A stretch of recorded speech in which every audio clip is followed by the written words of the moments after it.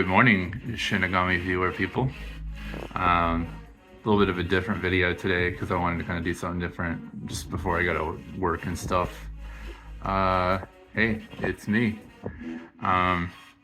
So yeah, I just want to give you guys the heads up. I've started a new job. My new training starts today. It may be a little intensive. This is a little more of an intensive role in the field that I work in. So if content slows down a little bit, that might be why at first. I think the training might be a little more intense, and then once I'm actually on my regular 9 to 5, we don't have to have that much of a concern. That being said, yeah, I mean, I see some new people showing up here, and if you haven't figured out with my channel yet, for me, this channel is all about creating stuff to empower you, the creator. I don't like content creator stuff. I don't like people seeing my face that much too, which is why this is like probably the first time in my videos in a long time I've actually had myself in my video. And I like to keep it that way because I don't want the focus to be on me and that cult of personality kind of bullshit. I don't like that. It makes me uncomfortable, and I don't like people to do that. So yeah, we're just gonna keep it rolling this way. I like it. Beyond that, yeah, so just moving forward, I'm going to continue making what I make. I mean, that's just going to be who I am. Like, you're always going to get, like, what's genuinely me. Like, I'm not going to do stuff I don't like. So when I say I might tilt some content and stuff on the channel, that doesn't mean I'm going to make stuff I don't like, because the day that it turns into that, I'm done with this shit. Because I don't really care about content creation. I just care about sharing things and having fun. And it needs to be fun. You know, it should be fun for you to pick up a brush and paint a thing if you're gonna paint. It should be fun for you to make stuff for you, but also, like, I want to show you guys stuff. And I do teach this stuff too, so I have some students that I am teaching privately. And the kind of thing that I've taken away from that to teach them is, like, first off, when I tell you guys stuff is easy to do, I fucking mean it. You really just got to get some small victories under your belt, and that's the thing I want to teach you, is that you need some small victories. As you start to get these small victories, you're going to be more confident about what you do, and then you're going to feel more comfortable to do things I do. Now, I do feel like I'm going to need to do a little more in-depth content on my stuff I'm making, because I don't want to be like the Joshua Weissman of painting monsters. In that, you know, right now I feel like the content's kind of like a intermediate skill level where I'm assuming that you know how to do everything I show you. So that is going to require a little participation from you to tell me, hey, I need you to show me a little more of this, and then I can tweak that down, because I don't want to go over redundant shit. That's why I kind of do what I do the way I've done so far, is like there's 9 million tutorials on how to use a wash. I don't want to be 9 million on one, unless you feel like you want to see how I do washes, but you got to tell me that. So, you know, if we need to clarify things, I mean, if you look behind me, see all these action figures and shit, so it's like, yeah, so maybe I did this one figure, but it's like, we need clarification, and guess what? It's nothing to grab something off the shelf and pick it and go more in detail for you. I have plenty of things to work on to do that, so don't worry. But yeah, like, that's pretty much it, just to let you guys know that. But yeah, you're gonna see, like, honestly, like, I'm dead serious. Like, I'm not bullshitting you when I say that the things that I do that you can do, because I have not been doing this stuff for long, you guys. I've been doing it for like maybe 4 years. I picked a paintbrush up for like the first time seriously in like 2018 or 2019. I'm not a fucking master. I'm proficient enough to not mess shit up. It's my skill level, okay? There's people out there that are like, that put me to shame, and it'll always be that way. There's always gonna be a faster gunslinger in town, you know what I'm saying? So, like, always know that. Always know that you're always gonna have to learn. I'm always gonna be learning. Even if I'm teaching, I'm always gonna be learning. Some of you in the channel that drop by, you might teach me new things. I hope so. That would be an added benefit for me. So that's the talky talk portion of this video. But I'm glad to be here. I'm glad to be doing this stuff. I'll keep doing this stuff. But don't freak out if it slows down a little bit. It will never stop, because I do this art stuff for my own mental health. It helps me deal with anxiety, so I'm going to be doing it. That's why it'll never come to a stop, because if it came to a stop, hypothetically, I would be a pretty unhappy person, and we can't get to that point. You know, I just kind of have it right now sectioned off to a little bit every day for me to be able to do stuff. So that's kind of how we roll. And Anytime I start a new job or a big change in my life, I always have to like kind of refigure the whole schedule and figure out where things are going to happen.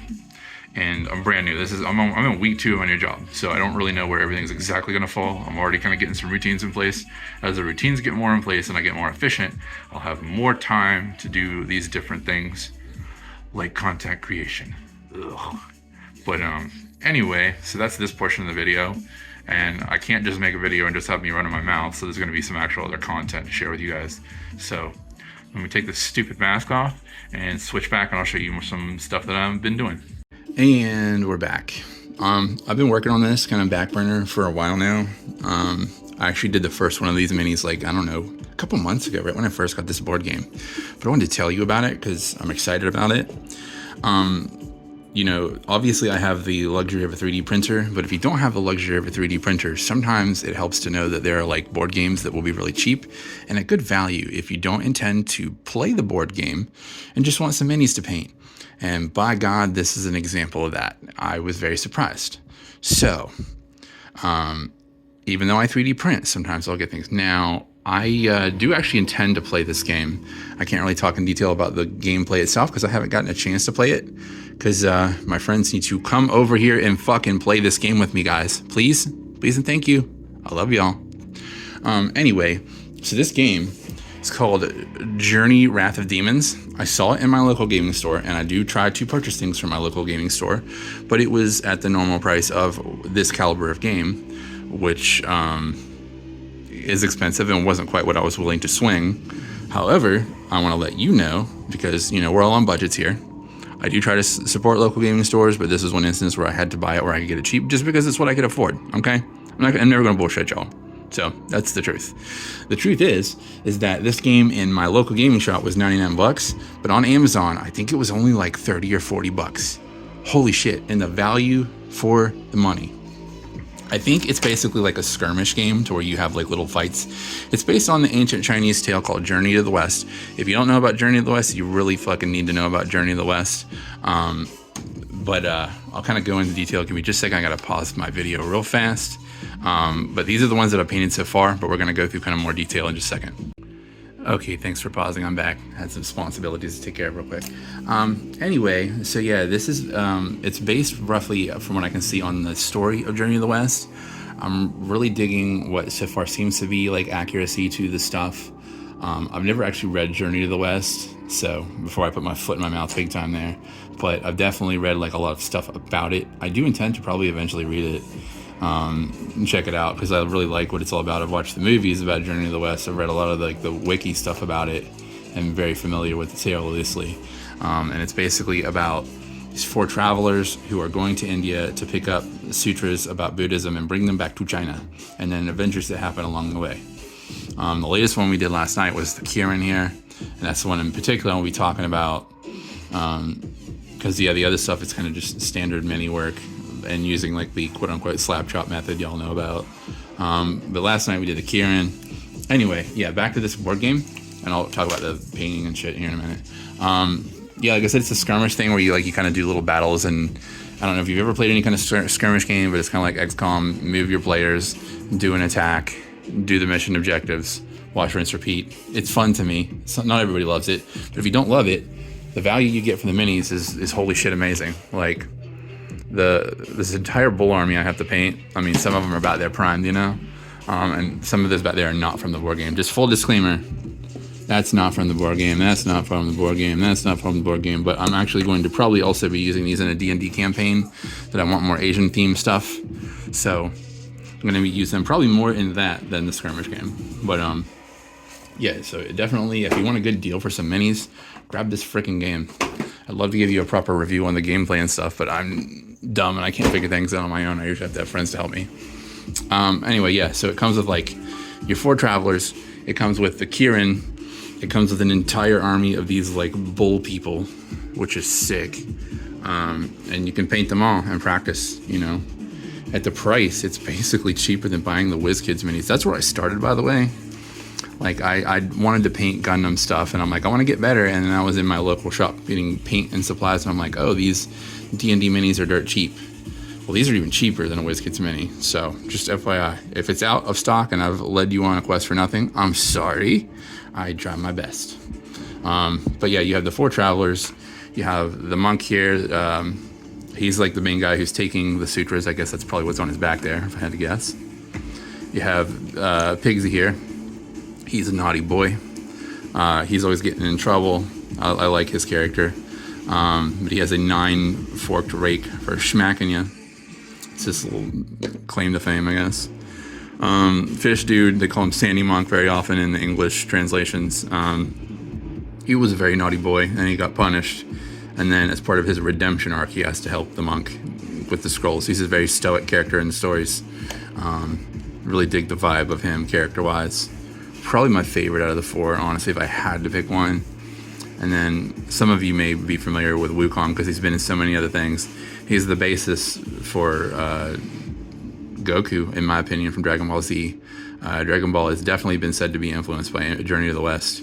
But he's the sassy, naughty Monkey King. He's always getting in trouble. He's mischievous like monkeys are.